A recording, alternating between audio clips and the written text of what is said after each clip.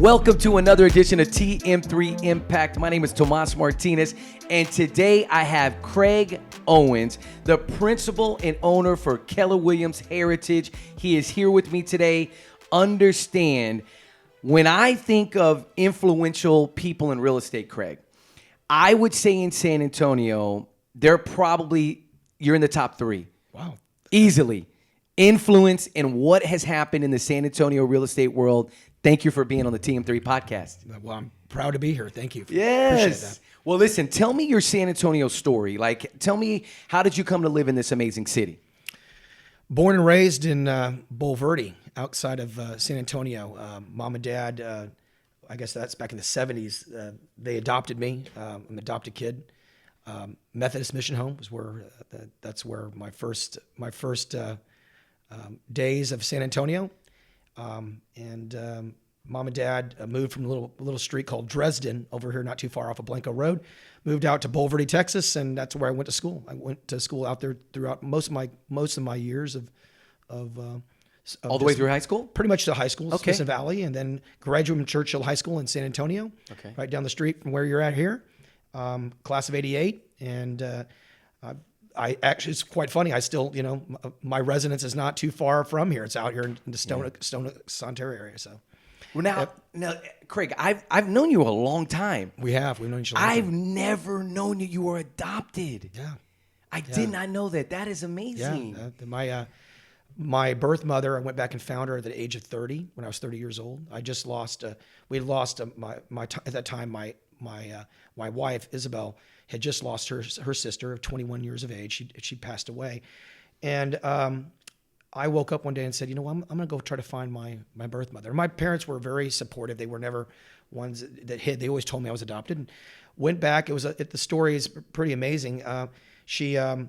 I was able to get the records from the Methodist Mission Home plus the courts here in Bexar County. They were very supportive. Within 24 hours, I had the name and the record. I was able to track down from information 1411. That's the way we used to do it, with the last name. And I, just to make it very short, when I called her, found out that she is a real estate agent in Memphis, Tennessee. She was, that's all she's done all of her life. And she was 18 when she had me. It was a college sweetheart deal. And it was an amazing story. And then I guess it follows in my genes, I guess. I'm speechless, Greg. I did not know that. Yeah. Wow. My dad and my stepmom, they adopted 3 kids. I mean, they're my brothers. Wow. They're my brother and my sister. And life would not be the same without them. You know what I mean? Yeah, I think back to that when my first little brother TJ and then Charlie. Yeah. Charlie and TJ both graduated from college. TJ's cybersecurity. Charlie's about to graduate from chiropractic. He's about to be a chiropractor, right? That's awesome. Parker up in Dallas. And then my little sister Malia is graduating this year. They all have college degrees. And they're all adopted. All adopted. From same mom and dad, or the same genetic parents? Or no. They're all different. Wow. Yeah. One, Malia, my sister, was adopted in Hawaii. And then Charlie was adopted here. And then TJ was adopted. They were adopted here in the foster care system. Well, what's so cool is that just knowing that about you, it tells me a lot about your parents. Oh, man. That would have that such unconditional love. Yeah. And to bring 3 more children in this world and making sure they get off to college and do the, having put that type of behavior with them, because that's a learned behavior as well. Yeah. That says a lot. I mean, so congratulations. I can't wait for you to meet my dad. You're gonna have to meet my dad. We're gonna play golf with my dad. You got to meet both of them. Wow. My dad, what they were able to do, and I mean, I can't imagine life without them. So cool. Did you have brothers and sisters? Did they have other children? Yes. So I have 2 half brothers, and they're one's in finance. Yeah. And one works for he's a professor at a college, and it's funny how we're all so different. But my oldest, he'd still be about 10 years younger than me. Yeah. He is a very creative side, definitely very, very astute, just, probably a little more of an introvert. Yeah. It's funny how the personalities of us all have, Yeah. evolved and so forth. But I was probably out of the kids that she had of three, I was probably the, one with a little bit of a little bit more of an aggressive, want to get out there, make it happen as far as and entrepreneurial. Yes. But they're more corporate. And that's just the style, personalities and so forth. I really enjoy them. They're good guys. I don't see them that often, but when we get together, they're my brothers, of course. Yeah, of course. you connect.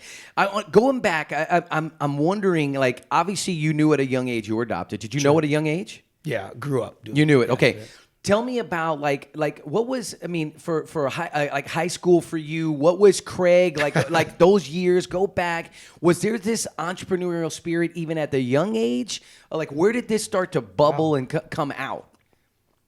I would probably say middle school. That would have been, I was probably 10, 12, 13 years old. Okay. 12.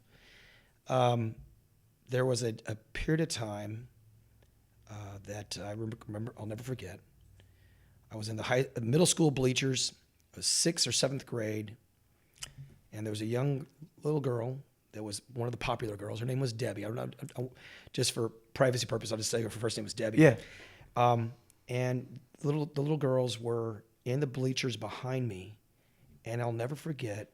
I was wearing a dirty baby blue sweater. Parents were, both my parents are deceased, but there was those were trying times. It was very basic. We were just, good blue collar family, and we didn't have a lot. And that was the first time I found out that we were poor, because I remember little Debbie making fun of my sweater by pulling it up in the back because I was in front of them.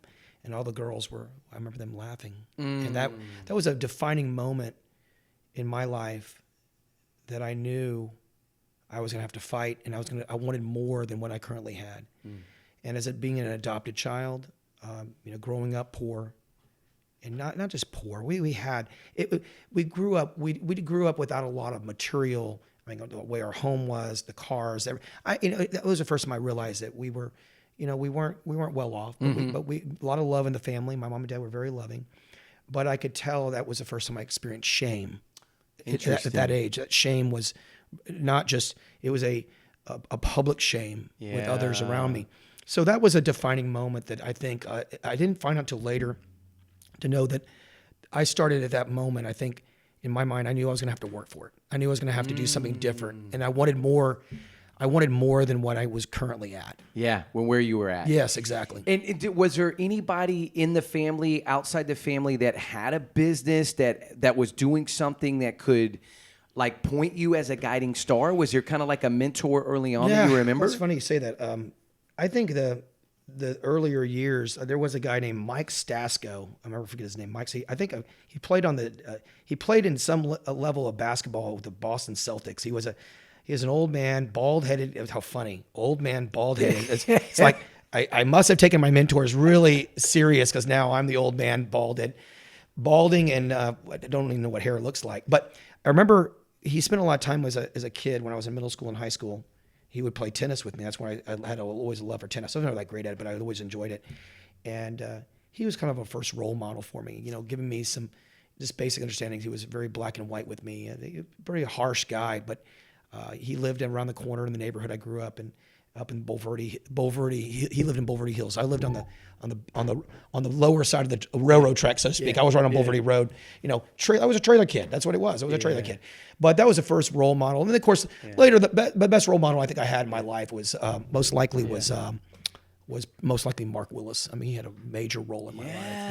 That was years later, but that was what after getting in real estate, developing more leadership level thinking.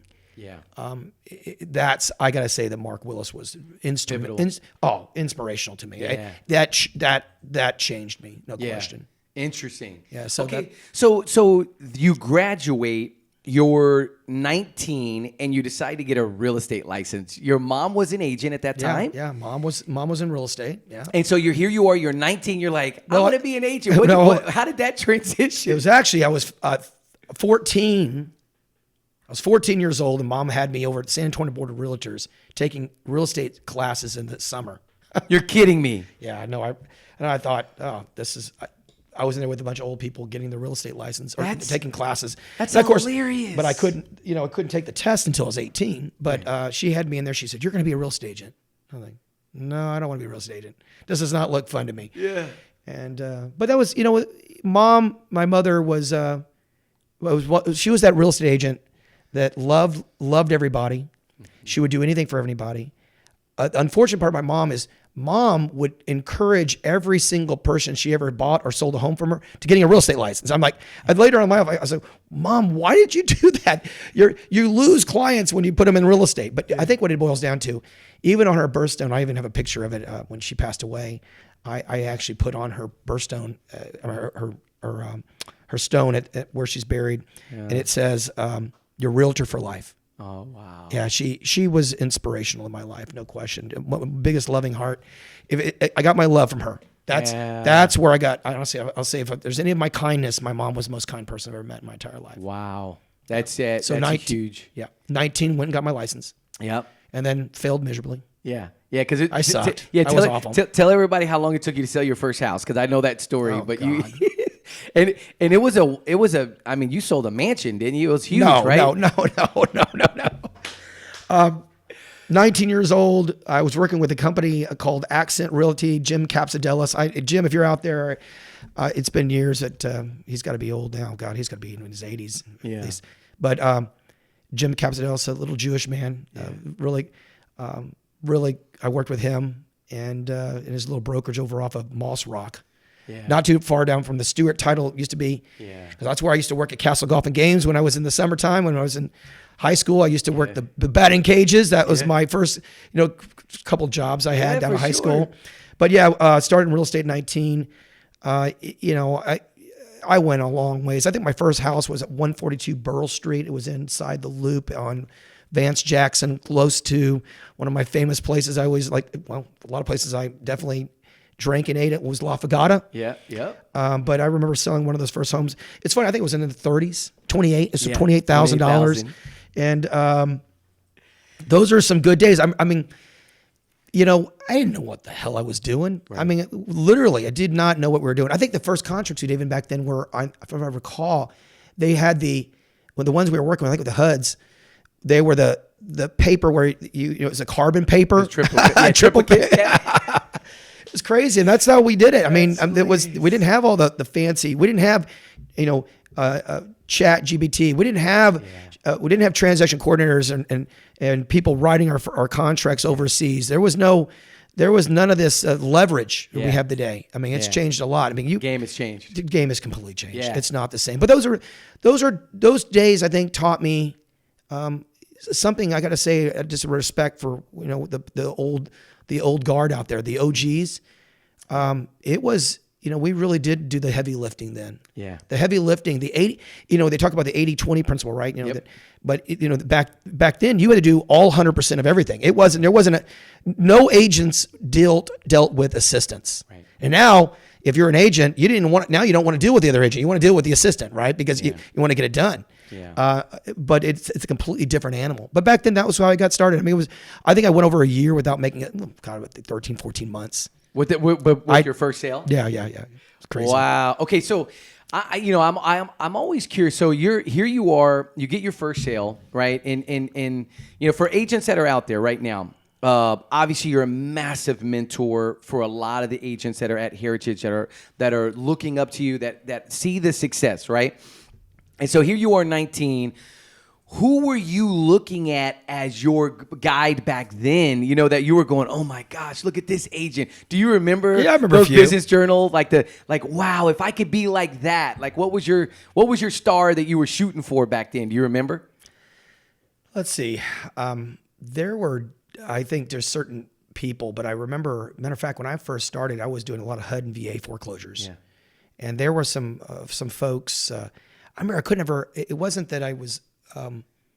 There was one individual that could sell. I couldn't amazing individual that sold him and his team. And this guy called Abe Epstein. and they would sell the hell out of all those foreclosures. So I can't say that I liked, I admired them in a sense. They were such professional people at the time. I remember they just sold a lot of real estate. I was amazed when they would bid these prices up. You had people, and I always felt kind of weird about that, is if I'm going to get a buyer to purchase a property, my level of thinking was, I got to make sure they don't overpay for the properties. But back then, there was such a fight. You had to go to you went to a bidding war, and you would end up going to you was at San Antonio Board of Realtors, or we met at the VA office, and everyone would bring their bids, and they would announce the bids over the speaker. Oh, interesting. And that was how they did it back then. And I remember there was another guy, Shoemake. Shoemake was a big player back then. He did a lot of sales. But I remember them at the time, I always felt a little uncomfortable because some of these guys would bid so much over, like $50,000 higher than the sales price, the asking price. But I knew then that if I'm going to do this business, I want to be a fiduciary. And I think it's not just about selling. Consciously, I always would have felt dirty if I ever felt like, in my mind, if I had a client overpay for a property, or it was just it was for a purpose of doing something, not for my own result, but for the benefit of the client, not just for me. Fidelity, right? And I speak about that quite a bit especially with the not new agents. Is that you know when it's right. You do know it. I don't think people are that stupid to think that when they're doing this business, is it for short term or for long term? Yeah. And I've always felt that doing this business, if your values are correct and you really have your values in line, like, because I think Steve Collins is one of my dearest, closest friends and partners here at the company. The decisions are easy. They're not now. Doesn't mean they're easy decisions. Doesn't mean you're not going to have difficulty executing. For sure. And there's not going to be difficulty and painful. But the decisions are much easier when your values are straight. Yep. You know that. So back then, you asked me who was people that I looked up to. There was, I looked up to quite a few people, but I will say in my younger days, I also knew what not to do. I think mom and dad gave me definitely a good lesson in growing, and when I grew up with them, knowing that this is right, this is wrong. Yeah. And one thing look, I don't want to live with shame or guilt. Yeah. And that's because you typically going into it, you knew what you were doing before you did it. Right. And so, there's several good people that I can tell you that have been in my life that have been inspirational. Mark Willis was one of them. I didn't meet him until I went to Keller Williams. Yeah. I was a RE/MAX guy for a number of years, and go RE/MAX. I was one of their top agents for a number of years over at Honeysuckle. Okay. Yeah. And the First American Title building.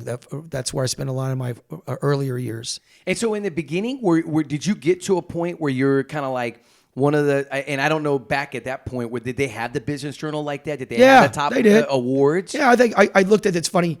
The other day, I had somebody meeting with me in the office, and since I'm now back into the CEO role again, it's been a while, the team leader role. Yep. At this local office in San Antonio, I pulled out my old. It must be 25 years. Tomas, I'm not kidding you. This shit's old. It's my pre-listing package, my pre-listing package, and it's back there when I had hair. But I was young. I was damn good looking too. Yeah. But back then it was the me show. It was glamour shots. It was the 80s, right, and or early 90s. Lots of.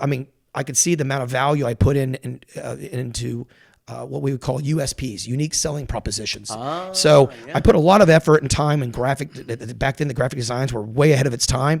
I remember having I have to try to find it, but I have a VHS, How to Sell Your Home. Get out of here. Yeah. And it's, I paid, when it was all said and done, probably back then $7,000-$8,000 to have a video production made of me basically when I was at RE/MAX.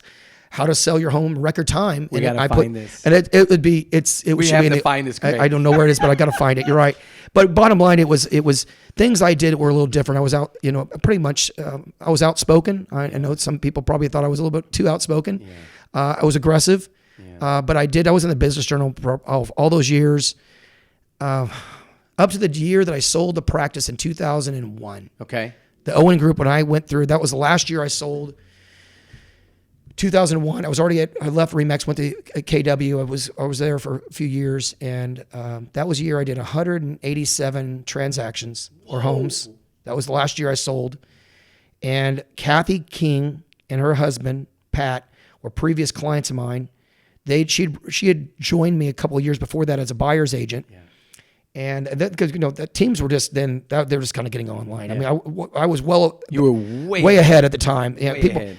Agents were acceptable too. It was it's like now going through the change we are now with with TikToks and so forth. Yeah. There's a lot of some drama around that, right? Because the old guard is the last to change. Yeah. But I remember when I sold the practice to them, they were wonderful people. I was told by many people, it'll never be the same. The Owen group's going to go down because Craig Owens left the team. But it's funny, the next year they actually did more volume after I left the team than before. And I think there's a reason. I've been told this, and this is so true, is that at the end of the day, people are not doing business with us, right? Mm-hmm. They're doing business with the standards that we possess. Yeah. And over time, if you possess high standards, you'll get repeat and referrals. So what I loved about the Owen Group when I sold it to Pat and Kathy, they had such high standards and professionalism that the year that I left and I went on to pursue leadership with Keller Williams, and I later went to do state level, regional stuff, worked for corporate at Keller Williams out of Austin, and I was pursuing my next dream. Mm-hmm. They took it and ran with it for many, many years. Yeah. And then later they sold it again. They moved to Dallas, moved back. It's a whole story. But bottom line is I learned some valuable lessons that as much as we think that it's all about us, right? Yeah. That, I think we as leaders need to step into a world where we got to succeed through others. Yep. And, going back to my childhood, maybe that's, a lesson I learned that back then I had a dream to be more than where I currently was. And I saw hopefully I had people around me, and they did, that saw the potential I had in myself that I didn't see at the time. Yeah. And I'm so happy that people saw that in me to help me succeed at the next level so that I can also pass the baton. Right. Because no one succeeds alone. No. Not even childbirth, right? No. I needed my parents my parents came into my life at a very young age. And if it wasn't for them, I don't know what would have happened. My birth mother was a wonderful person, but she had a big choice to make back in '69. Yeah. That was a year as abortion just came in. That was a year that when there was so much controversy, and the movement, of giving birth versus just aborting was a big controversial issue. Yeah. And she had choices, and she made a tough decision, but her values were right. Yeah. And she gave birth, and she gave me up for adoption. Parents couldn't have children.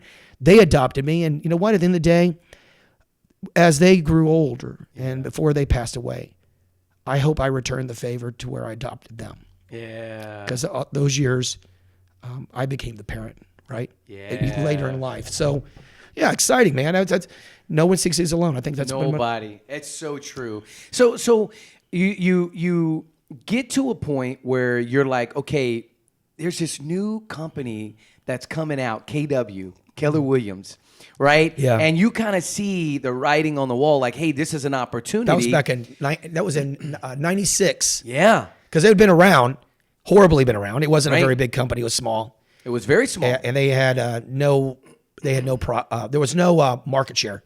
Right. I was at Remax. People thought I was crazy when I was leaving the company, go to work for Remax, go to work for Keller Williams as a sales agent. Yeah. I met a guy, Tony Romero. He's no longer lives here in town. He lives out in Austin, but he was Air Force recruiter. Okay. He introduced me. He introduced me. He was a recruiter for KW, brought in from Austin, and a little salesy, but a good guy. Yeah. We became good friends later in our lives. He introduced me to Mark Willis, in which later Mark Willis was at the time he was a young leader within Keller Williams, and very inspiring and very, very just one of those guys you meet that he's going to change people's lives, and he did. Tony was he was definitely more localized with me, and we agreed to go join the company. Yeah, and that had to be a big decision. I mean, that had to be massive. I had a lot of people telling me, Tomas, they said, I remember Conley's over, it's still over. I think it's still in escrow. Sean Conley. Okay. We've been friends for years. And he said, are you sure you're making that right decision? I remember him telling me that back in, this is 20 years ago. He goes, man, Remax, going to leave Remax, they kind of made you, right? I go, yeah. I remember telling Sean, Remax did not make me. I think I made Remax more than Remax made me. And I wasn't, at the time, I was arrogant to say that, but I can tell you that I still believe today that, I think it was a symbiotic relationship, Right. And these relationships are all symbiotic. I'm not arrogant to think that I make anybody, or my company makes anyone. We assist. It's resources, but I like partnerships. But to say that you do it all as a one man show, when I see people do that in the world that we live in today, and they get on, their videos and they get on to TikTok and they make the me show, people. That's a turnoff. That's a complete turnoff. And I don't think that's true. It's just not a true statement. Yeah.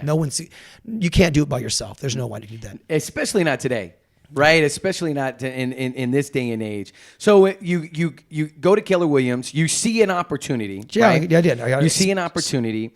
What do you think sparked at that point? Do you remember the moment where you go, this is why, and this is why I'm going? I got to say it was maybe a slow, I can't think of a defining moment right then, but I can tell you that it was when I changed from Remax, we went from an independent world to a very interdependent. It was a very, very different collaborative environment, far more successful people, very much more teamified. At the time, it was very young. It was, what I think what drove me was the culture, the beliefs, the mission, the vision, the core values of the organization. It was very spelled out. I'd never seen that before. When we were at Remax, we just didn't have that. That was not something that they really developed you. Yeah. Attending a lot of classes with Gary Keller up at Austin, I went across the country with him just to see him speak, and it was he's definitely more of a philosopher at the time. Yeah. He definitely had an impact on my life with his training and his development, his people development. They had courses like what they call Quantum Leap that we would teach, and it's developing you in your world, in all of your worlds, not just business. It was your financial, your spiritual, your physical, your overall health as a person. Yeah. Being, learning life. And, but the training was amazing, man. There's no question. This company, over the years, and I've seen it develop so many people, and the people have developed Keller Williams as well, right? It's a symbiotic relationship. Yeah.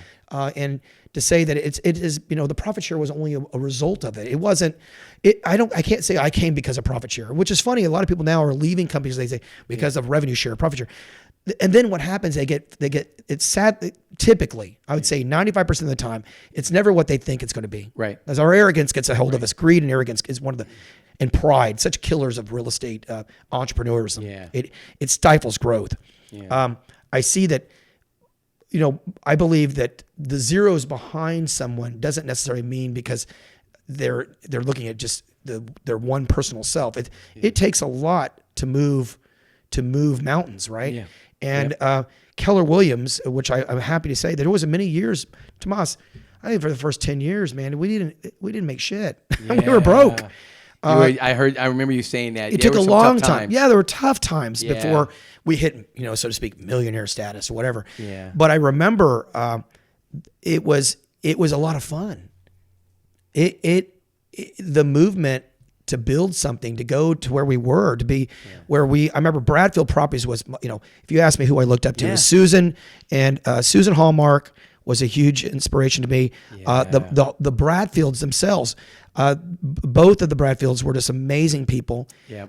Hallmark Bradfield, when they were a team before they broke up, I always thought of myself at one day, you always tell me that, you were asking what was a vision, that I, as a company, Keller Williams would be bigger than Hallmark Bradfield. Oh, wow. Yeah. And that was big to me. That's cool. Yeah. And then over the years, we did develop that. And I'm going to tell you for the record, I'm humbled, and I'm sitting here with humility thinking that, look, it wasn't easy. It wasn't an overnight success. And there was a lot of years that we sacrificed. Yeah. And I sacrificed, I'm sure, my family, many of those days and those years. Yeah. I hope today they realize that I did it not just for myself, I also did it for them as well. But there was some sacrifices were made, no question. Right, to grow it to this point. So you get to in 2007, and this is the thing that I think about it. It's like success. It's that idea, because I'm sitting across from Craig Owens, right? And I when I think Craig Owens, I think success, what you've built, what the team and the culture has built, right? Yeah. Talk about this journey, because a lot of people, they see the mountaintop right? But they don't remember what you had to do to get Yeah. up the mountaintop, right? So I want you to think about a massive failure, like something that where you just go, I cannot believe this happened, but it was actually a stepping stone. Okay. Because, Yes. failure, right? Like John Maxwell talks about, fail forward, right? He Sure. had that failing. I love that book. But talk about this idea of failure, because I think a lot of agents think that they're just they're gonna go from the bottom of the mountain to Sure. the top of the mountain instantly. Well, not to say that there's one-hit wonders. It's like, certain people, and even music business, right? We see the one-hit wonder. One time they get a great song, but it's hard to duplicate it more than once, right? True. So I think I recall. I'm going to be very vulnerable right now. Is that my phone? I hope it's not. I don't think so. Okay. I heard something. Yeah. I'm going to be very vulnerable right now. I'm going to say to you that my biggest vulnerability was back in, I want to say 2003 Yeah. and 2002, 2003. That's been 20 something years ago. Okay. I had just stepped in a leadership role because we had a previous team leader, which was one of my dearest friends, was let go by Mark Willis. Mm-hmm. Mark hired me. I was the number one agent in the company, but that didn't mean anything. It didn't mean I had influence. It just mean I had a sales production record. I was very passionate and committed to selling. Yeah. And I stepped into the team leader role In 2003. Yeah. Okay. How old were you at that point? Well, let's say it's 20 something years ago. So Yeah. I was at least, I think I was early 30s. Okay. Yep. Yeah. I was early 30s. Okay. And probably a little bit arrogant. I'm sure a lot of my fellow colleagues would note that. Yeah. Highly aggressive at times. I was, in the sell side. So there was two sides of me. I think when I got into fear mode, because when I got in the position, I wanted to make a lot of changes for the company. I wanted to be more like the way I would run my team. Right. And I wanted the standards to be what my team held. Yeah. I wanted to raise the standards within the company on every level. Yeah. And I remember doing that, and unfortunately, it backfired on me. It's not that I didn't have a love for people. Unfortunately, I didn't build solid relationships, and I failed. If you look at the Maxwell's 21 irrefutable laws of leadership, yeah. I was failing every single one of them. Yeah. And I remember Mark Willis at the time when he put me in, he said, "You'll do fine." Mark had to go off. He became the CEO on a national level for the company. Yeah. And I was losing agents. I mean, Tomas, I was losing agents 4 to 5 every day that were my top agents, and they were leaving and going to a neighboring Keller Williams office. Yeah. And it was awful. And that's where Tony had gone. So, and he was just doing his job, and he was recruiting, but we had a lot of internal recruiting at the time. It wasn't noted to be bad or good. People just say, you don't do it, but there was no rules. There was nothing like we have today that, would prevent that. Right. But at the time I was seeing a lot of my revenue and the agents leave, and it changed the culture tremendously. I mean, literally within 1 year, I think I lost almost 100 agents. The company was almost just devastated by the losses. And I lost some good friends because they lost confidence in me.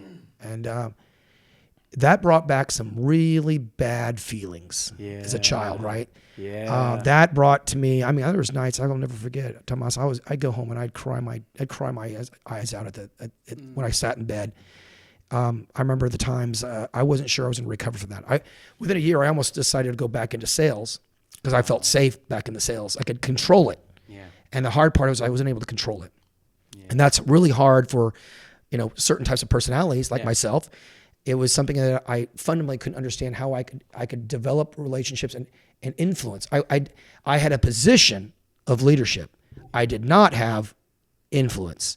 And that, if you look at the 5 levels of leadership, I was on level 1. I had positional leadership. Yeah. And that, I got to tell you that was a real growing moment in my life. A lady by the name of Alexandra Chrisman, she was an agent at the company. She was getting ready to leave the company. Mark Willis convinced her to stay. In doing so, he put her on a monthly stipend to pay her to consult me as a coach Yeah. to get me back into thinking differently, so I would be making different actions. I would take different actions, and then thereby hopefully get the company back on board. Yeah. Alexandra Chrisman was truly one of the most important people in my life. She coached me for about 3 or 4 years through and navigated me through that transition. Yeah. And later we went to become the number one real estate company many years later. But Yeah. that was in 02, 03. Those were some challenging years. Yeah. And that's so interesting. so yeah, it was a pretty crazy. Yeah. Yeah, let me put that down. Yeah. That's so interesting, Craig. So obviously, you attribute it to, you kind of came in and you were like, hey, we're going to raise the standard, right? Oh, we're yeah. going to take it to another level, Oh, yeah. right? I mean, You're 30. I was making decisions, and Mark Willis, I'm sure, is pulling his hair out because he's like my sitting there going, gosh. he's destroying everything we started. Yeah. And, but Yeah. but I got to give you this, and give Mark was he believed in me. Yeah. He had faith that I would turn it around. Now, at the time, I didn't have faith in myself. Okay. I was scared, no question. I Yeah. was nervous. I remember those couple of years. Those were some trying times. That was a leadership moment, right? It was a big time. Yeah. It was, and having the performance coach behind me, that was Alexandra Chrisman. She's still with me today. She's a partner with me in a property management division we have in the Here in company. San Antonio? And very successful. I got to meet her. She's a sweetheart, and she's much older now. She's going to be, she's getting up there. She doesn't work nearly as hard as she works really hard, but she's not. I'm trying to get her to go do a retirement gig, and she doesn't. She wants to continue to work. She loves it. I love it. Working her butt off still, but she's works with the platform with Buildium. It's a property management platform. So, and we're trying to hire more people to help her run that. So it's all been succeeding through people. I'm curious. Have you ever heard of the imposter syndrome? Right, this idea of like feeling like an imposter, right? Right. You know what? Tomas, I feel like that right now. What are you talking about? I mean, no, I do. Come on. No, I'm not going to lie to you, man. I'm not going to tell you. We as adults still have, all of us,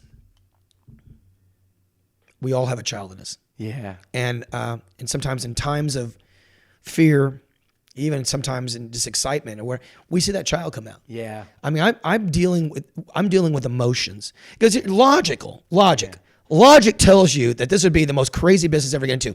Yeah. Logic makes you think, but it doesn't make you act. Emotions make you act.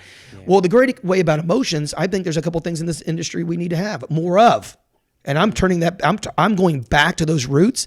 That's faith and hope. Yeah. Because I'm going to tell you, logic, you can throw that out the door. Yeah. What we do is not logical. We're dealing with irate, angry, sometimes fearful, greedy.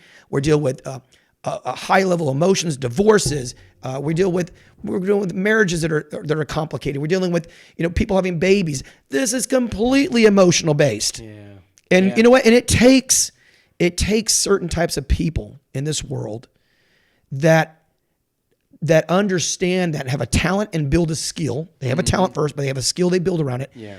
To take this industry and develop it so that we can make lives a little bit better, right? 100. Because that's what we're doing. 100%. We're serving others, and it's very emotional. It's not logical. Yeah. I don't say anything logical. Yeah. Yeah. I love that. Do you remember your definition when you were 19, what your definition of success was? What was your definition of success at 19? Do you remember? Yeah, I do. I think, yeah, I do. Yeah. I always wanted to have a house. Yeah. I would have loved 19. I was thinking I would have loved a home that would have a gate. I wanted a gate. That was important to me. And I wanted a fast car. Okay, that was important. I wanted a sports car. And those are. It's so funny how superficial that sounds today, right? And but at 19, I mean, it's a dream, right? Yeah, it's not superficial. I wanted it was a certain type of Lamborghini is what I wanted. That was at 19. You already knew that. Yeah, I had a vision board. Interesting. Who told you to make a vision board? Do you remember at 19? I don't know if it was. I'm trying to think of. I can't tell you who. Yeah. But I remember making a vision board. I think my mom was either we went to a seminar, but my mom was really behind that. She wanted, I remember taking poster board and writing and putting on poster board from magazines we'd rip out, and I remember putting it on a poster board. That was important to me. I remember my mom, I'm thinking, Thomas, you've really you're bringing back several things to me that just in this conversation, interview, I can tell you that brought back some good memories. Mom, I remember having it on my board at 19. I think it was the color. It was Lou Groff Realtors. It was white. Well, the background was this white poster board, but I remember, but it was very colorful because it had pictures of things cut out on it. Yeah, yeah. God, what would I do? What would I have paid for that today to have that? I don't even know. Wow.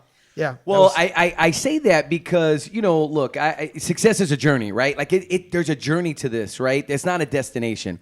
And I remember, and I've shared this a million times, when I started Luxury Home Magazine, I literally was like, when I get here, I'm successful, right? When I have that amount of money, or when this particular thing happens, then I'm quote unquote successful. And I was with a friend. We're in my back patio. We're having some bourbon. And he looked at me and he goes, yeah, that's a dumb definition of success. It takes a real friend to tell you that. It's a real friend, right? Thank you. And shout out to Wesley, great friend. But you know what happened is I got really frustrated with him because I was like, what do you mean? And he literally looked at me. He goes, it's a journey. Yeah. He's like, we're on this journey. We don't know where this is going to go. No. He's like, but think about it. He goes, when you actually got there, and one of the things was, Craig, that I thought I'd be successful is if I went into a room and someone knew my name, right? I thought that was kind of my definition of success, right? And he goes, well, when that happens, he goes, what now? Does that mean you stop?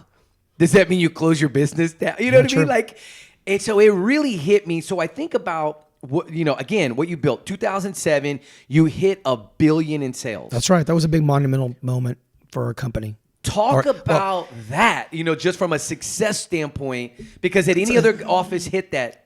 Well, I think there were other offices that hit it because I always looked up to Austin. Okay. It was Keller Williams. Austin was a big one. That's where it originally started. We were Market Center 2. Okay. And I didn't own, at that time, when I came to Keller Williams, it was owned by Mark Willis and Gary Keller. They owned the franchise. They bought it back because it wasn't successful with the previous owners.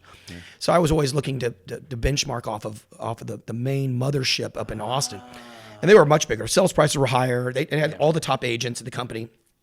But 2007 was an important year, but I got to say that later, as we were continuing to grow it, I remember another monumental moment was in the company when they put a lot of effort into grow the numbers, right? That was always real big. And all franchises do that because we're seeing some franchises right now put a lot of effort into build your army as big as it can, but not necessarily with quality. Yeah. And there's risk and reward in both of that. And I can't say that there was years that we've done that where we build a lot of, put a lot of people. It doesn't mean that's not necessarily going to give you a longevity. Right.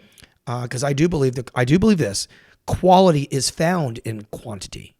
I like that. Because I don't see, it's like when you want to interview one person, why don't you interview 100 people, right? Because there are 1%ers out there.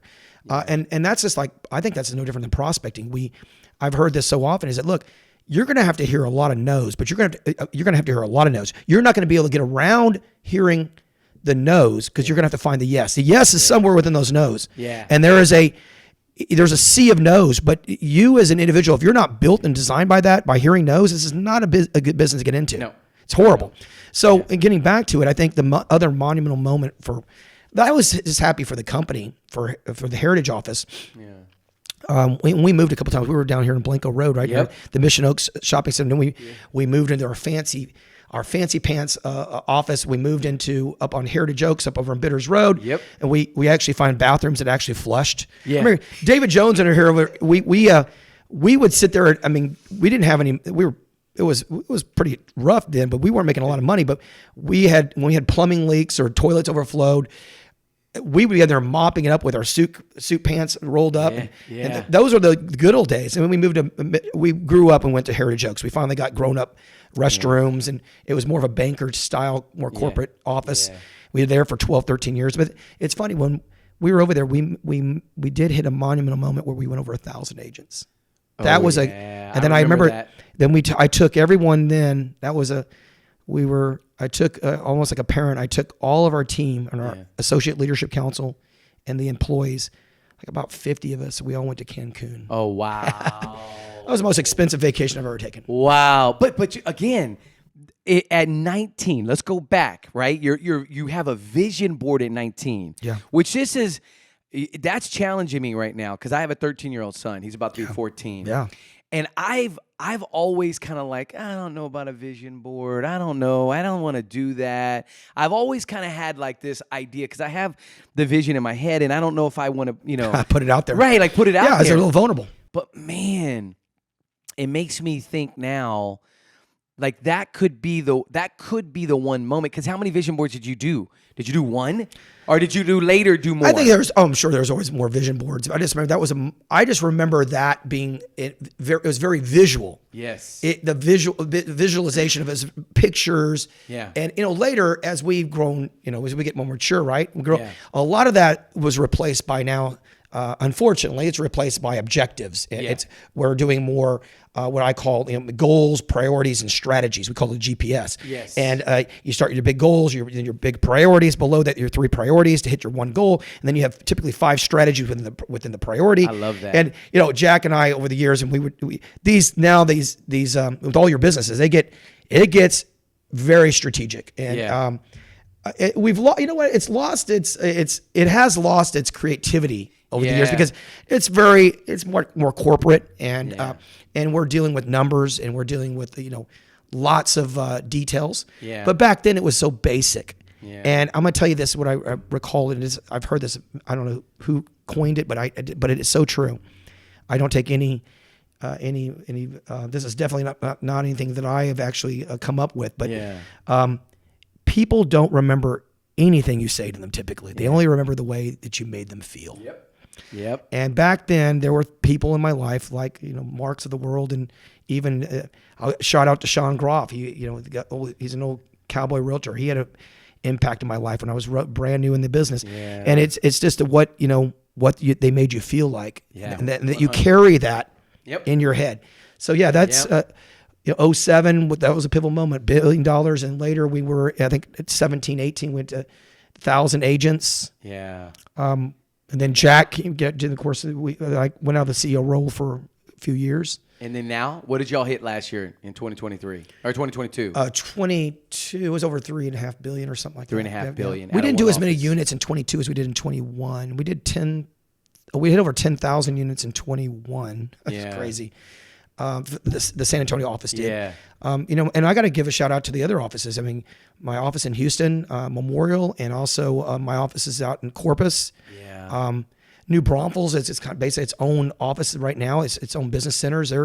They're primed to be its own franchise soon because it's just gotten so big. There's almost 200 agents in New Braunfels. New Braunfels, the Seguin, Lake McQueen area. Wow. It's gotten huge. Yeah. Oh, that's right. Some of my biggest top producers are in New Braunfels too. I mean, I don't want to. Big shout out to them. Hunter Crone he's a beast. Oh, just like crazy and nice guy. Yeah, everyone loves Hunter. Yeah, him and his flip flops and his Hawaiian shirts. That's right. That's right. And selling a ton of stinking real estate. Yeah. Now, what's one thing you wish you had known? Let's go back to 31-year-old Craig walking in as a leader at Keller Williams. Right? What's one thing you wish you would have known when you took that leadership role, that first leadership role?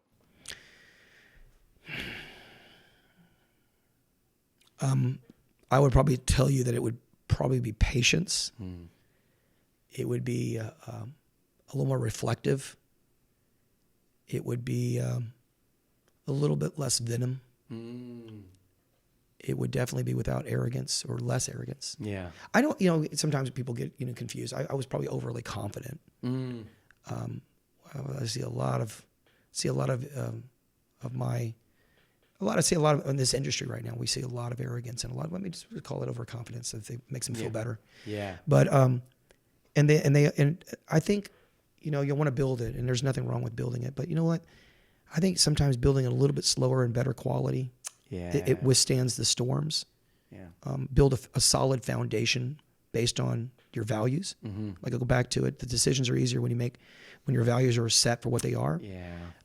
I can tell you I've learned I've learned more what not to do than what to do. The challenges I've had in my life, I think that, not that there's sometimes I'm hard-headed, I keep making them. But life's a journey. It's not a destination. Yeah. I just like you talked about success. I think, success to me is different. It's developed differently over the years. It's not definitely money driven like it was, even close to it. Yeah. I'm defining my successes where I was in 31, where I was still, you're in that survival mode, man. You're not the pivot state of mind or of leadership. You're not at legacy yet. Yeah. And that's always something we like. But at the time, I was very money driven. I still think money's important, but it's a result.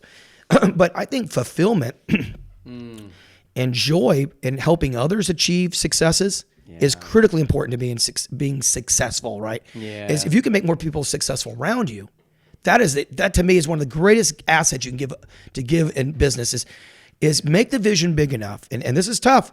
This requires big boy thinking. Yeah. And is to bring your world in place to where can you bring the world and make the world big enough for other worlds to fit in it so they can expand their world as well. Yeah. Because if you keep your vision small, you're going to have a very small group of people around you. You're not going to have a big group. And that requires big thinking. Now, you got to do it with I think when you do it, not to be disingenuous or to be... It's got to be real. To be authentic. You got to do it right. And sometimes others may not see that. Because it's like, I can make my world really big and make a lot of promises. Yeah. But the minute I make the world really big to make promises and I bring people on a journey and I don't finish or complete what I've tried to sell them on, then there's an issue. Oh, big time. Now that creates a reputation. Yep. And I've tried my very best, and I'm failing forward, Tom. It's like we're all failing forward. Is to make the vision. Some people want the vision really is quicker than what you can deliver. Yeah. And sometimes I'm trying to move people. I'm trying to move people to make them move quicker. Yeah. So there is a push and pull, and there's a lot of compromising. Man, I didn't want to compromise when I was 30s. No. It was my way or the highway. Nobody does. The problem with my way or the highway, they took the highway. That's right. I'm sitting there. It's like a party with one person. I was going on a journey on the beach by myself. No one was following me. The only footsteps was mine. God even wasn't with me. He's like, you decided to go on this journey by yourself. You didn't. I look back and go, man, there were some moments where I was very selfish, and I think those are moments that I've grown from. And not to say that we don't continue to do that. But we're learning. I know when that pot's hot. Yeah. And I'm trying to tell you, the pot's hot. I wouldn't touch it. And the next person, my age or even older, sometimes we can be 60 years old and we still make the same mistakes. And you touch the pot. Oh, the pot is hot. I go, I told you it was hot. Yeah. Sometimes experiential. You have to learn it yourself a few times. And when I think back to what you said there, and I can sense the pain of that moment, right? Like of just what happened through that, right? Yeah. But I do think that moment, had it not happened, maybe things don't go the way. You don't get the coaching. Sure. You don't have, what was her name again? Alexandra Christman stepping in to kind of walk you through. She was an amazing woman. Yeah. Right. She kept me grounded. Yeah. She kept me grounded. She wasn't allowing my pride and ego or my arrogance to get the better part of me because it affected not only me, it was affecting the entire company. Yeah. And I look back on that and thank God Mark Willis was smart enough to realize that I needed someone local, and I would go to her house. On a daily basis, I was at her home, getting the training and development. Because I truly believe that coaching is one of the most critical components that we need in our lives. Why do you? Our company is built on training, developing, and coaching people. That's why we have Steve Collins at my company. Yeah, that's why Steve has been such a huge resource. With him building Voice of One was one of the greatest gifts that he gave me. Yeah. And having his team. Now he's building out his coaches, which is what we're duplicating the process, right? The journey, because no one succeeds alone. Yeah. And you made the world big enough that he can build something within that world. Yes, and it's so powerful. Well, you got to make the vision big enough. Yeah. And not be. You can't be selfish, and you can't be small-minded. Yeah. Or it's just about me. Yeah. Well, if it's just about you, that world is going to be really tiny. They see it. Others see it. Yeah. They know when it's all about you. Yeah. Yeah, I know that. That's true. Biggest piece of advice you'd give an agent that's starting right now, starting in this market, high interest rates. What would you tell them? Okay. I lately the advice I'm giving him is do your job and keep your responsibilities. There's responsibilities and job. Your job description. I'd say there's two categories: job description, your responsibilities. Oh. We are taught by Texas Real Estate Commission. We're taught by the Board of Realtors. We're taught by our other professional agents. What your job is, you got to be a fiduciary and represent your client's best interest and know that give them the greatest experience ever, blah, blah, blah. And that sounds wonderful. But I'll be honest with you, that's your responsibility. Yeah. You should do that. Yeah, it's a given. It's a given. It's like me going to a restaurant and saying, well, we're going to give good service today. I'm like, why don't you give good service every day? Yeah. That's your responsibility. Now, what is your job as a real estate agent, like many other worlds? I think the job description is basically the same. There's 4 specific job descriptions, I believe, basic things that an agent should do. Yeah. Number 1, they need to lead generate is their number 1 activity for hours every day. There's 2 ways to lead generate, either marketing or prospecting. Yeah. This is all learned in the MRA book. This is the basics of foundations of sales. Yeah. If you are not lead generating, you're not doing any. It's the basis, the foundation of almost any entrepreneur or business. Yeah. And there's many ways of lead generating through marketing and through prospecting. Marketing would be more money oriented, like through say pay-per-clicks. That is marketing. Billboards, that is marketing. Yeah. Farming cards, marketing. I would go and say that because most agents getting into business don't have the dollars to do marketing, they have to prospect. That's the prospect. Yeah. That's the time, right? Yeah. That's open houses. That's door knocking.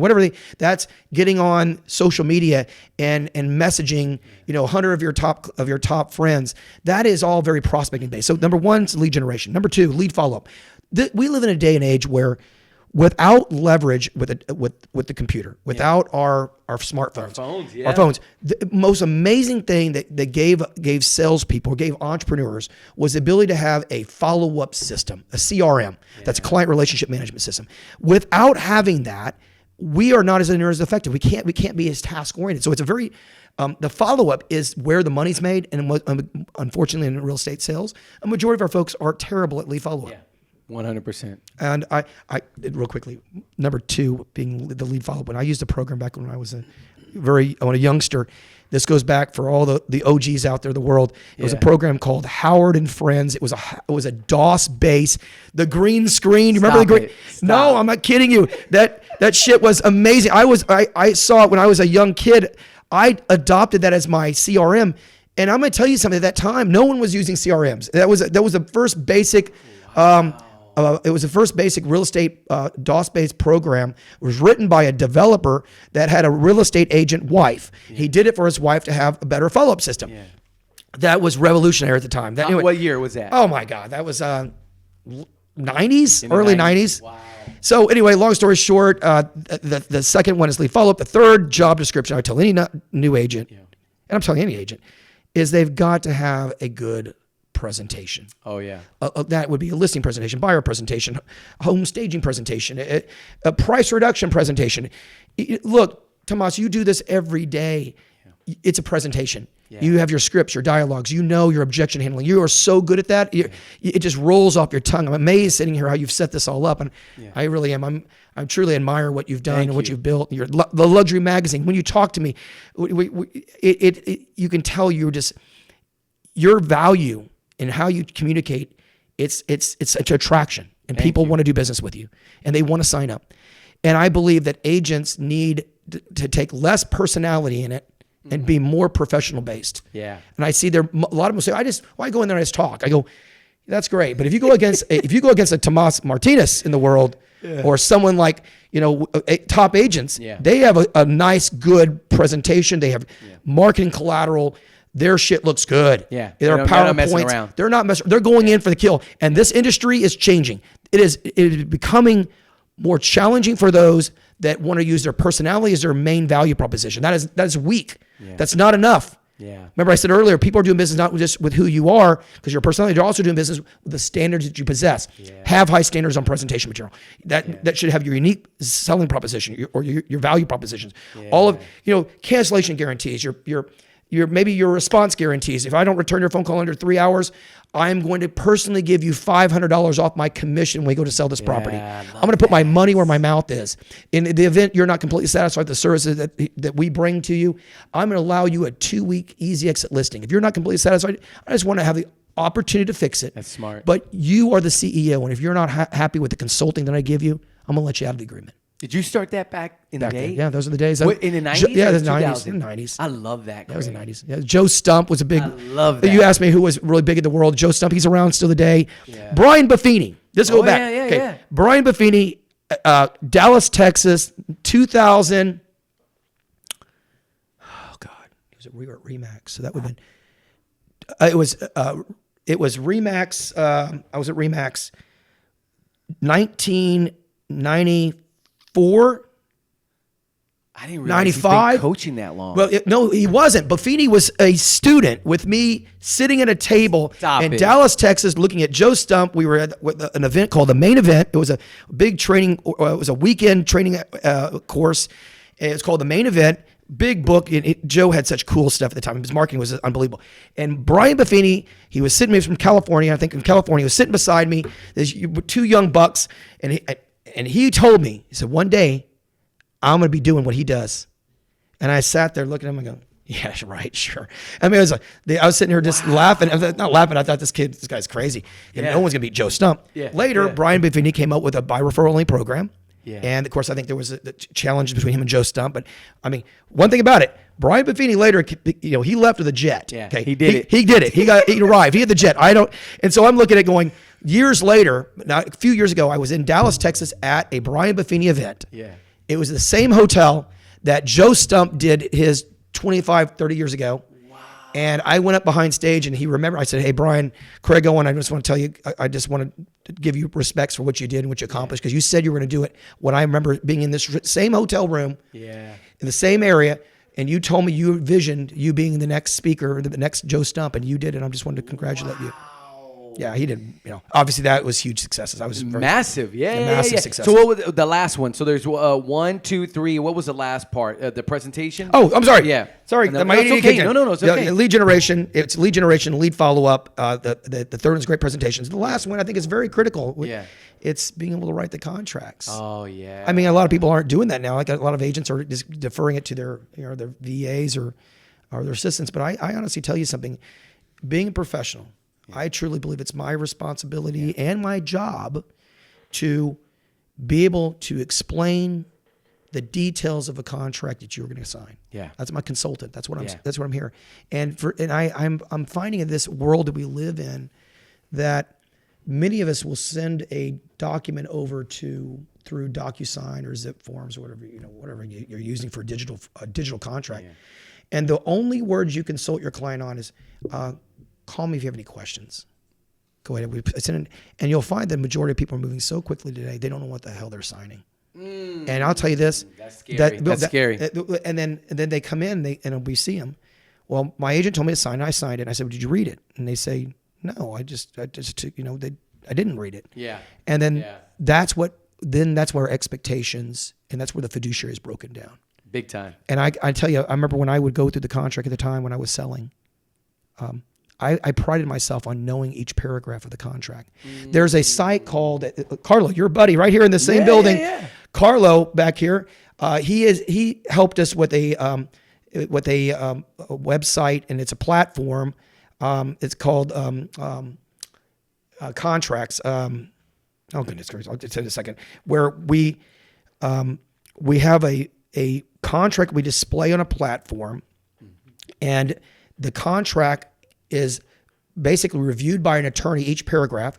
Carlo does it in Spanish. Yeah. One of my head attorneys and corporate attorney at the office, Garrett Brandt, does the English version of an English version of explaining the contract. The client can go on and can click on whatever paragraph they want, and it's explained What did that by mean? the attorney. Wow. Apologies. Letsexplainit.com. Yeah. Letsexplainit.com. You sign up, and the client can review the contract with the agent sending it to them. It's all done digitally, and that way it's not just the agent, tell them to sign it. Yeah. It's, hey, I got this other site. Go to it. Go to letsexplainit.com. I've already signed you up for it. It's gonna go paragraph and then by that way you can go by paragraph. paragraph to paragraph Wow. if you really want a legal interpretation of the paragraph. Yeah, Instead of that's an agent beautiful. doing it, because agents aren't licensed truly to Right. consult on even though it's a promulgated contract. Yeah. Gotta be careful on what they explain. Right. But we're trying to make it a better world for everybody. I love that. Let's I love explain those it.com. four. I love those four, though. That's critical. And That's I think- different than responsibility. Yeah, I love that because I think from from an agent perspective, I could see how agents they get busy and they lose sight of number one right away the minute they get busy. Oh, well, no, they get busy doing busy work. Right. And the problem is they find more satisfaction in their daily to-do list of, okay, I got to go drop the contract off of the title company. They make that like a major priority because we like to be the heroes, right? Yeah. Well, I got to talk to the lender about this, and I got it. They love the fact that they want to get involved in the surgery, so to speak, and they lose sight of the big picture to go out and get more business and do their job, but they want to handle their responsibility. Right. And that's just, I see the nature of this industry. I've been there. I've done it. I understand the challenges. Yeah. I mean, at this day, Tomas, I'm still even now stepping back into the role as a CEO for the time being, for the transition period that I'm in. Yeah. I mean, my job description is the same as yours, same as agents. I'm looking for talented people, right? Right. I have a follow-up system. I have to have a good presentation material. Yeah. And I still need to know what the hell people are signing, and then I'm getting them to sign. And explain it. Yeah, and be able to explain it and consult them. Yeah. I'm I was supposed to be the expert in those areas. Yeah. So that's what I would tell new agents. And I think the last thing is be patient. Stop thinking it's so funny is we just see so many new agents moving around. My top agents don't move. Yeah. They don't. They know it's not about they have to take responsibility. Top agents take responsibility for their own actions and their own environments. The problem with this industry is I think we've been victimized, so we act like victims. There's so much victimization in this world. That's why a lot of agents just don't make it. They got to get away from the fact that quit. I don't care where you're at. Too many agents are moving around, and I just don't see the value in that. They don't get established. Yeah. So.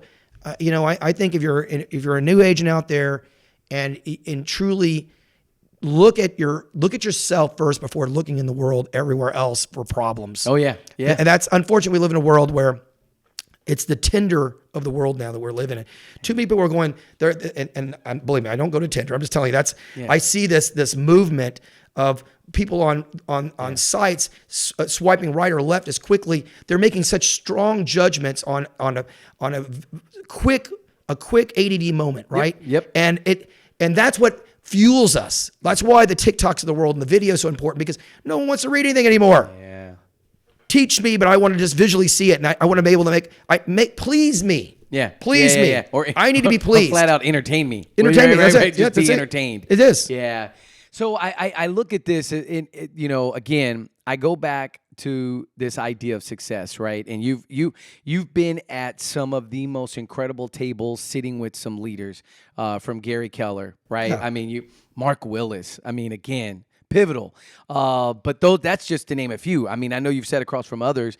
And so now as you are, you're phasing into this role as what you're doing with Heritage, and you're kind of coming back into this groove of where you've been before. What are you going to define for your success now moving forward? What does that look like? I mean, it's funny you say that. I'm obviously in a transition period right now. A good friend of mine, Jack Hawthorne, went recently. He was with me for 7 and 8 years. He's been with me for quite a while. Yeah. He started out as corporate counsel for the company, later moved into a CEO role. He since then is. I was out of town.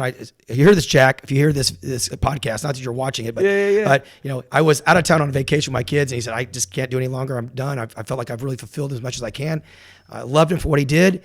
Time to we're stretching the company. We're going into a different season. He went into health insurance. We're still friends. We're still talking. We're having a meeting with him next week about our health insurance needs for the company, because I do believe there's a market for that. one thing that Jack did for us is he's set us up with some good systems and so forth.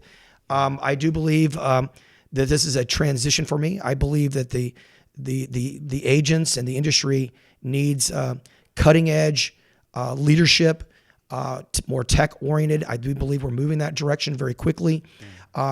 These are times where we need strong leaders. Yeah. We need that have to pivot quickly. Yeah. As a lot of my businesses have become more like cruise ships. They've gotten big. Yeah. And they're no longer the little speedboats, right? So when decisions have to be made, it takes a lot to move the boat. Yeah. That is my responsibility. Yeah. To also lend itself to where it's not just about me in these roles. It's also about trying to find the greatest talent out there to continue the journey, because it will continue.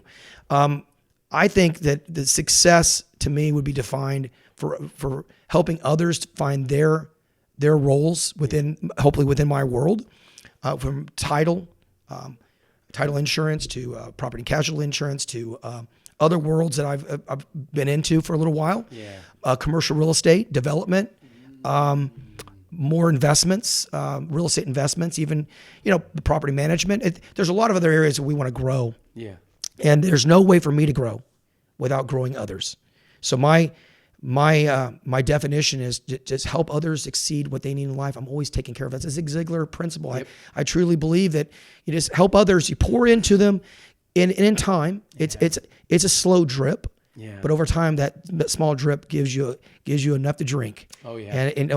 And not look at things so black and white. People, I think the world we live in, we want it now. We want it. We instantaneous success. Yeah. And then when it doesn't happen, we move on to different pastures, right? Yeah. We move quickly. And I think we need to sit here and look at it. It takes years of development to build something worth having. Right. Right. Well, look at how long it's taken for Heritage to get to this point. How many years? Yeah. It's geez. I mean, 20. I see a lot of agents out there that I see a lot of companies out there that they're more interested in building more of the same franchise. Like, I would rather have one good taco stand, because I love tacos. Yeah. I'd rather have one great taco stand that gives me an experience amazing, where people are going to come back and repeat the process of eating tacos, than having 20 taco stands that taste horrible. Yeah. You want quality. I look around and I'm big into food. I love food and I love restaurants. One of my great restaurants I love eating at is Aldino's. Even though price points are good, the experience is always great. The owners are always, the hands-on ownership is inside. And granted, there are some things I'm sure they can improve on. And they would, but at the end of the day, I love the fact of who they are, because they bring such a personality. Ed and Fair out there doing a wonderful job of giving us an experience. And every time I step in that restaurant, and I know what to expect. Yep. Right. And from the service to Netta always waiting on me, to the white linen tablecloths, to the good wines and the good pasta, that means something to me. Yeah. And that's legendary, right? Yeah. They didn't go off and build 20 of them. They didn't do the Olive Garden. And here's the thing: they could have, and they would have made more money. Yeah. They would have made more money, but it wasn't always about money, right? They gave a quality experience that I can't find. I wouldn't get that same quality experience going to Olive Garden. I love Aldino's. Yeah. And I hope that people say that about Heritage or about other offices that I'm with, the portfolio office or wherever. I want them to experience, hopefully, a good quality company that they're really proud to be with. I love that. On that note, Craig, tell me, book that you love. What's the book you give away the most? Well, lately the book, I think, has been... You just told me about it in there. I think we got to talk about that book. Yeah, I think lately the book, kind of funny. The book it's such an easy read. Yes, it is. Because I find that we live in a world that we need sometimes to be reminded of the most basic principles. Yep. I would tell you the book that for the season that we're in right now. Right. The cheese is gone. Yeah. Everyone out there, the cheese is no longer where if you're the little mouse or the little people. Yep. Scurry. Scurry. Yeah. Sniff or scurry, right? Yeah. And him and Haw, the two people.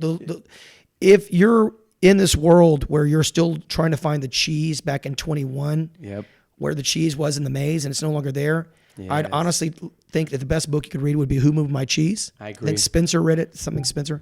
Yep. Great little book, and it's an easy read. Yeah.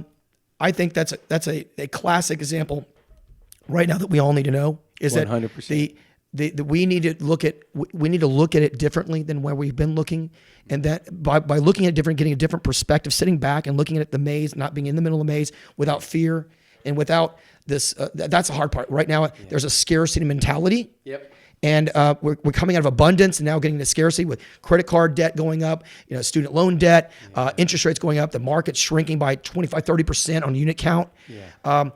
This new book, the book that's been out for a while, should help give you a perspective of looking back and saying, now let's find new strategies because we're going to change our perspective to find the cheese elsewhere.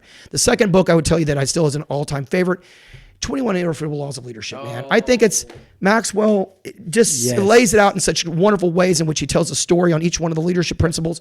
That I've gotten off to so well because I do believe that's a timeless book. It's almost like the Bible, right? Yeah, it's timeless. And I'm going to leave you with this. This is on a positive note. Even though we have a unit count that's really not going to be as successful in the past years that we've seen, right? Yeah. Going from 21, 6 million homes on a national level were sold. 22 comes down to about 5 million homes, right? Yeah. 23, they're predicting on a national level, probably 4.5 million homes. Okay. So no question the pie is shrunk. Yeah. But because the appreciation in the marketplace has gotten so much bigger, it's gone up through just escalating price increases. Yes. Our commissions, we're gonna be in the world where we'll be the third highest commission earned year ever for agents receiving gross commission income this year. In 2023. In 2023. It'll be the best. The third best. I just think that we need to put that in perspective. Yeah. That some of these people out there are bitching and moaning and groaning. It's not good. But you know what? They got to, first of all, find out where the cheese is. The cheese is moved. It's moved. It's not that they're bad people or they're not able to do it. They're going to have to change the way they look at it. Yeah. So the outside world will change. And that is who my cheese. But the good thing is there's still a lot of business out there, and the commissions, when you do make a sale, the commissions are a lot higher. Yeah. 100%. Let's get out there and hunt. Get back to the basics, because that's, relationships are very critical in this point. It's being task oriented through relationships. To me, I'd say being extremely purposeful through relationships. Yeah. I've written some stuff on it, being personally purposeful. That's what I'll leave it with. Thomas, thanks for this opportunity. Man, fantastic. Thank you for being on TM3 Impact, and much success to you and your family and Keller Williams. I appreciate you being on the show. Thank you. Thank you. Enjoyed it.